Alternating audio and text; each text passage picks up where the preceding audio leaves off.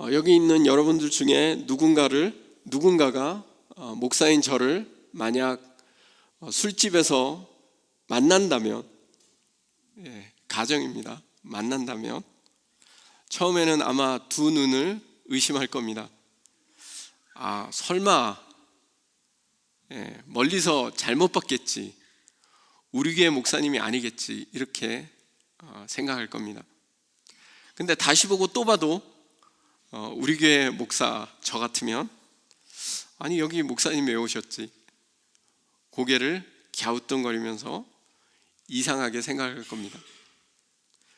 그러다가 만약 제가 술을 마시면서 술주정을 한다거나 아니면 종업원과 멱살을 잡고 욕을 하면서 막 싸우고 있다면 아마 아니 목사가 어떻게 저럴 수가 있어 하면서 저래가지고 어떻게 교회에서 목회를 하냐라고 분노하게 될 것입니다. 물론 목회자가 이런 경우에 술집을 갈 수 있다고 생각합니다. 집 나간 아이가 술집에 있다라는 얘기를 들어서 그 집 나간 친구를 찾으려고 술집에 갈 수도 있겠죠. 이런 거는 받아들여질 만하지 않습니까? 그리고 전에 제 친구 중에 일명 깡패의 삶을 살았던 친구가 있었습니다. 그 친구는 자기가 그렇게 험한 세상에서 살았기 때문에 특별히 자기하고 비슷한 삶을 살아가는 친구들에 대한 안타까움이 있었어요. 그래서 이 친구가 술집, 클럽 이런 데 가서 전도하고 그랬습니다. 그런 경우라면 우리가 충분히 납득이 될 거라고 생각합니다. 하지만 우리가 보통 목회자 하면 기대되는 삶의 모습이 있지 않습니까? 근데 목회자가 술집에 가서 술을 마시며 방탕한 삶을 산다면 당연히 사람들이 목사가 왜 저래? 라고 말할 수 있을 겁니다. 오늘 우리가 살펴볼 요나서는 아니 선지자가 왜 저래? 이런 말이 저절로 나오는 그러한 이야기가 펼쳐집니다. 선지자 요나에게 하나님의 말씀이 임했고, 그래서 선지자는 하나님의 말씀을 따라야 될 텐데 그는 하나님의 말씀을 따르지 않고 하나님의 말씀과는 정반대의 행동을 합니다. 보통 구약에 나오는 선지자들은 세상 모든 사람들이 하나님 말씀 안 듣고 하나님을 거역할 때 선지자 홀로 하나님 말씀을 붙잡고 세상을 향해서 그러면 안 된다, 하나님을 온전히 따라야 한다, 이렇게 외치는 사람들입니다. 그런데 요나서의 주인공 요나는 세상 사람들보다 더 하나님의 말씀을 안 듣고 있습니다. 심판과 경고를 전하는 그 말을 듣는 사람들이 오히려 회개를 하고 돌아오는데 그걸 보고도 선지자인 요나는 오히려 싫어하고 하나님께 불평을 토로합니다. 선지자가 세상 사람 같고 세상 사람이 선지자 같은 너무나 이상한 이야기가 바로 이 요나서의 이야기입니다. 이 요나서의 매우 독특한 부분이 바로 선지자가 매우 불량하다는 거죠. 하나님의 말씀에 불순종한다는 거죠. 하나님을 거역하고 자기 마음대로 산다는 거죠. 하나님께 따지고 그리고 하나님께 불평을 토로합니다.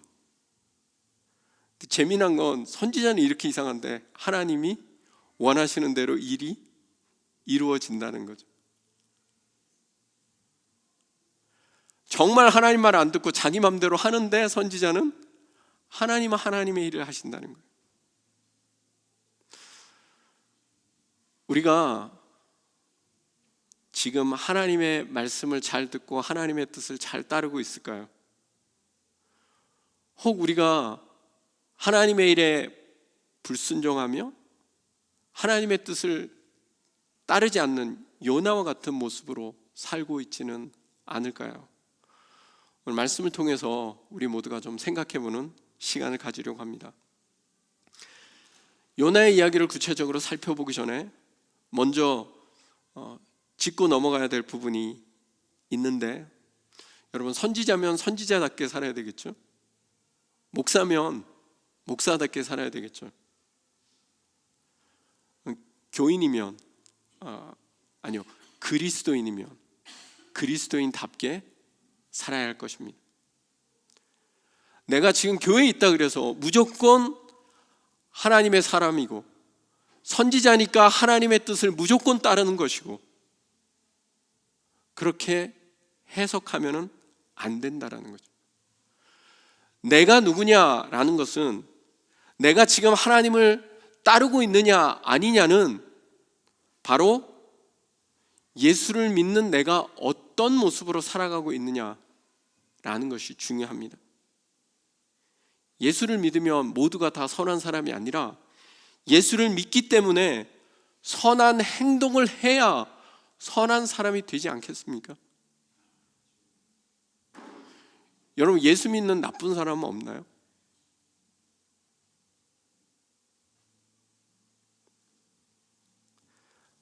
아마도 많은 사람들이 나는 예수 믿기 때문에 나는 착하다, 나는 하나님의 뜻을 지금 잘 따르고 있다, 그렇게 무조건 생각해서는 안 된다라는 이 사실을 잊어버리는 것 같습니다. 종종 교회 다니는 사람들이 과거에 집중해서 과거에 자기가 뭘 했는지에 초점을 둘 때가 있습니다. 내가 과거에 교회에 얼마나 많은 일을 했는데, 내가 과거에 하나님이 행하시는 기적을 봤는데, 그것이 중요한 것이 아니라 현재 내가 하나님을 어떻게 따라가고 있느냐가 가장 중요한 것입니다. 목사라는 계급장을 떼고 교회 리더라는 직분을 떼고 한 사람의 신앙인으로 내가 하나님의 뜻을 따르기 위해 세상에서 어떻게 발버둥치고 살아가고 있느냐, 그 모습이 내가 어떤 크리스찬인가를 보여주는 척도라는 것입니다. 우리 모두에게 하나님을 온전히 따르려는 그러한 열망과 열정이 있기를 간절히 소망합니다. 내가 과거에 얼마나 화려했는지가 중요하지 않고 지금 앞으로 어떻게 주를 위해서 살 것인지가 더 중요하다는 겁니다. 이제 요나의 이야기를 우리가 말씀 읽으면서 좀 더 구체적으로 생각해 보려고 하는데요, 요나의 이야기는 시작부터 요나가 하나님을 떠나 도망가는 것에서 시작합니다. 이게 선지자면 적어도 과거에 그가 얼마나 화려하게 하나님의 놀라운 일을 했는지가 나올 수도 있을 법한데 그런 얘기는 처음부터 안 나와요. 딱 시작이 뭐냐면 선지자에서 시작한다기보다는 처음부터 하나님 말씀 안 듣는 것에서 시작하고 있습니다. 자, 1절, 2절, 3절의 앞부분 욥바로 내려갔더니, 요까지만 우리 같이 읽겠습니다. 1절, 2절, 3절, 욥바로 내려갔더니까지 같이 읽습니다. 여호와의 말씀이 아미떼의 아들 요나에게 임하니라. 이르시되 너는 일어나 저 큰 성읍 니느웨로 가서 그것을 향하여 외치라. 그 악독이 내 앞에 상달되었음이니라 하시니라. 그러나 요나가 여호와의 얼굴을 피하려고 일어나 다시스로 도망하려 하여 욥바로 내려갔더니, 하나님이 선지자 요나에게 나타나서 이런 명령을 주십니다. 당시 세계를 지배하는 아수르라는 나라의 수도 니느웨로 가서 그 사람들에게 하나님의 심판과 경고를 주어서 그들이 회개하고 돌이킬 수 있도록 해라 라는 명령을 주셨는데, 그러면 선지자 요나는 당연히 하나님의 말씀대로 니느웨로 갔어야 됐는데 거기로 안 가고 하나님의 얼굴을 피해서 도망갑니다. 항구 도시 욥바로 내려가서 다시스라는 곳으로 가는 배를 타려고 합니다. 여러분, 니느웨는 배를 타고 갈 필요가 없습니다. 이스라엘에서 북동쪽으로 육로로 좀 한참 가야 되는 겁니다. 근데 굳이 욥바라는 데로 가서 배를 탄다는 게 뭐예요? 실제로 서쪽 끝으로 가려는 계획이 있었습니다. 다시스가 정확히 어디냐, 제가 찾아보니까 여러 가지 얘기가 있더라고요. 스페인이라고 얘기하는 데도 있고 북아프리카의 어느 도시다. 어쨌든 간 확실한 거는 정반대로 갔다는 거예요. 하나님이 가라는 대로 안 가고 그쪽으로 안 가려고 반대로 갔습니다. 욥바로 내려갔다라는 표현이 나오는데 계속해서 내려갑니다. 하나님으로부터 멀어진다라는 겁니다. 그래서 결국 배 타고 갈 때 또 배에서도 맨 아래층으로 내려갔다고 나오거든요. 하나님으로부터 멀어지면, 멀리 가면 벗어날 수 있을까요? 그때 마침 그가 원하던 일이 일어납니다. 자, 3절 중간에 이런 말이 나오죠. 마침 다시스로 가는 배를 만난지라. 마침 다시스로 가는 배를 만났답니다. 그럼 이게 하나님의 뜻인가요? 하나님이 다시스로 가라는 신호를 주시는 건가요? 하나님 명확하게 얘기하셨죠. 어디로 가라 그랬습니까? 니느웨로 가라 그랬잖아요. 근데 다시스로 가는 배를 만났다는 게 무엇입니까? 이게 축복인가요? 축복이 아닌 저주일 수도 있는 거죠. 교회 다니는 사람들이 종종 가지는 가장 큰 오해는 자기에게 좋은 일이 일어날 때 이게 다 하나님이 주시는 사인이라고 생각하는 경우가 많습니다. 좋으면, 이익이 되면 그게 다 하나님의 뜻인가요? 좋아 보이지만 하나님이 원치 않으시는, 따르지 않아야 할 것이 있지는 않을까요? 자, 제가 술집 간 것으로 가정을 아까 해봤으니까 한 번 더 해봅시다. 제가 술집에 갔어요. 누군가 저에게 술을 공짜로 주겠다고 합니다. 그럼 그게 하나님의 뜻이에요? 술을 먹어도 된다는? 아니, 누군가가 얘기합니다. 목사님 술을 마시면 제가 10만 불을 주겠습니다. 아니, 10만 불을 나의 어려운 사정을 아시고. 아니, 이 사람은 그러는 거예요. 목사님 술 마시면 내가 교회 가겠다고. 술 마셔야 할까요? 마시지 말아야 할까요? 아마 그 사람이 한국 사람이라면 100% 저를 시험하기 위해서 한 말일 겁니다. 교회에 오려고 저에게 술을 먹이진 않겠죠. 우리는 어떤 사건이나 일이나 그 가운데 하나님의 뜻이 어떤 것인지를 잘 분별할 수 있어야 합니다. 유혹이 있고 잘못된 것이 우리에게 찾아옵니다. 그걸 분별하지 않고 무조건 와, 이거 좋은 거다 라고 생각하는 순간 엉뚱한 길로 가는 겁니다. 다시스로 가는 배를 타지 말았어야 됐는데 마침 그게 그 앞에 있었어요. 그래서 그 배를 탔습니다. 잘한 게 아니라 망하는 지름길로 속히 떨어져 버린 겁니다. 물론 하나님은 순적하게 우리를 이끄실 때가 있습니다. 그럴 때 우리가 와, 이거 하나님이 하시지 않고는 일어날 수 없는데 너무 감사합니다 하면서 우리가 하나님께 영광을 돌릴 때가 분명히 있습니다. 하지만 다른 경우도 생길 수 있는 거죠. 그럴 때 이게 정말 하나님의 뜻인지 아닌지를 분별할 수 있어야 하고 판단할 수 있어야 하고 정확하게 하나님의 뜻을 따라 살아가는 우리가 될 수 있어야 합니다. 나쁜 일을 하는데 잘 되는 게 더 위험하죠. 하나님의 뜻을 따르지 않는데 풍성함이 주어지는 것이 더 위험합니다.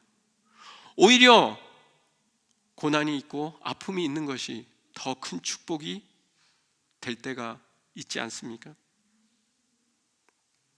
지금 여러분의 삶이 어렵고 힘들다는 것이 다 나쁜 게 아닙니다. 어쩌면 그것 때문에 더 하나님을 의지하고 기도할 수 있다면 그게 얼마나 큰 축복입니까? 여러분의 삶이 너무나 순적하고 너무나 평탄해요. 문제가 하나도 없어요. 그래서 여러분 더 기도하게 되십니까? 하나님이 우리에게 진정으로 원하시는 게 뭘까요?